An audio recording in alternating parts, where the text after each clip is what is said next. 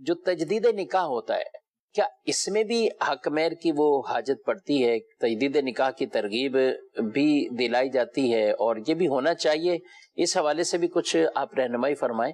باقی یہ کہ حق مہر اب یعنی جب جب کریں گے تو اس میں حق مہر بھی رکھنا پڑے گا، کیا کہتے ہیں؟ بسم اللہ الرحمن الرحیم۔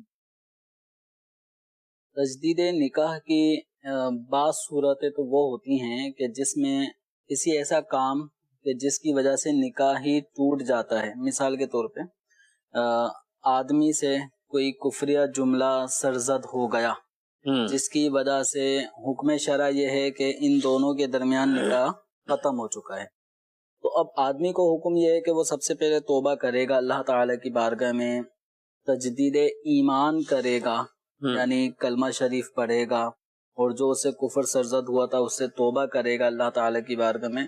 اس کے بعد چونکہ کفر التزامی سے یعنی آدمی کا ایمان کے ساتھ ساتھ نکاح بھی ختم ہو جاتا ہے، تو اب اس کو تجدید نکاح بھی ضروری ہے۔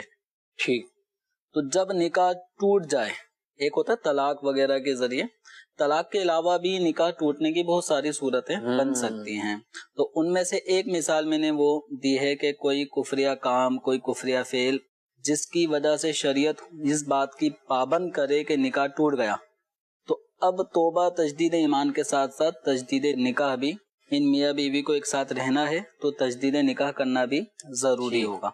تو جہاں پر شریعت مطہرہ نے تجدید نکاح کو لازم قرار دے دیا ہے نکاح ٹوٹنے کی وجہ سے، تو اب وہاں پہ چونکہ نکاح کو دوبارہ سے منعقد کیا جائے گا تو اس نکاح میں مہر کا ہونا ضروری ہے، واجب ہے۔ ٹھیک، اب اس کی وہی مقدار جو پچھلے نکاح میں تھی 20,000 25,000 50,000 وہی ضروری نہیں ہے، باہمی رضامندی کے ساتھ یہ میاں بیوی مہر کی کم از کم جو مقدار ہے وہ 2 تولے 7.5 ماشے چاندی ہے، یعنی یہ تقریباً 31 گرام چاندی بن جاتی ہے۔ ٹھیک ہے، تو جس وقت نکاح ہو رہا ہو تو 31 گرام چاندی کی کم از کم مالیت معلوم کر لیں، اور ویسے بھی اگر دیکھا جائے تو تقریباً یہ 5,000 روپے میں، آج کل کے ریٹ کے مطابق 5,000 روپے میں یہ مہر کی کم از کم مقدار آ جاتی ہے۔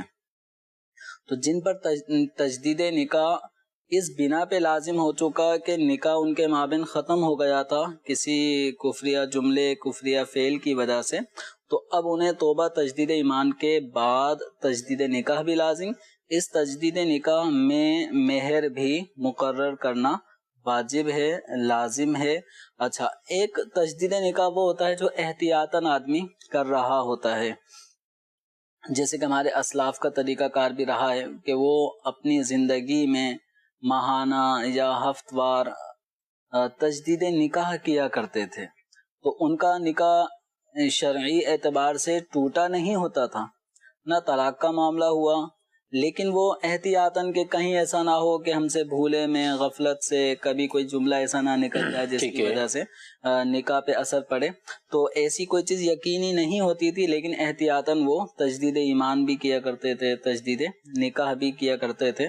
تو اس طرح جو احتیاطی تجدید نکاح ہے اس کے اندر مہر کا مقرر کرنا ضروری نہیں ہے۔ ٹھیک ہے، اب یہ ہے کہ تجدید نکاح کیا کیسے جائے گا، تو چونکہ عام طور پہ اس کی ضرورت میاں بیوی جو پہلے سے تھے ان کے مابین کسی کفریہ جملے کی وجہ سے نکاح ٹوٹنے کی کوئی صورت بن گئی، اب انہی کے درمیان دوبارہ نکاح کی تجدید ہو رہی ہے، تو اس کا آسان طریقہ یہ ہے کہ سب سے پہلے تو جو کفریہ جملہ اگر زبان سے نکلا ہے یا کوئی کفریہ کام کیا اس سے توبہ کریں سچی پکی، تجدید ایمان کریں یعنی کلمہ شریف پڑھیں صدق دل سے، اس کا اظہار کریں اسلام قبول کرنے کے حوالے سے، اس کے بعد پھر میاں بیوی کا تجدید نکاح کیا جائے گا۔